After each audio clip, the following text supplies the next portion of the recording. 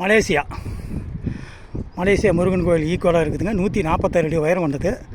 இப்போ நம்ம இருக்கிறது பார்த்தியா புத்திரகோணம்பாளையம் முத்துமலை முருகன் கோயிலுக்கு, அதாவது சிலைக்கு பின்னாடி ஒரு மலை இருக்குது. அந்த மலையில் பார்த்திங்கன்னா இடும்பான் முருகன் 2 பேர் இருக்கிறதா சொல்கிறாங்க. 500 வருட பழமையான கோயில். அது மேலே இருக்குது, அது மேலே காட்டுங்க. அதை வா மேலே போய் பார்க்கலாம். பாருங்க, இப்போ அப்படியே மலை ஏறுறோம். நாங்கள் மலை ஏறுறோம், நீங்களும் வாங்க. அப்படியே பொறுமையாக ஏறுங்க, நான் கொஞ்சம் வீடியோ எடுத்து.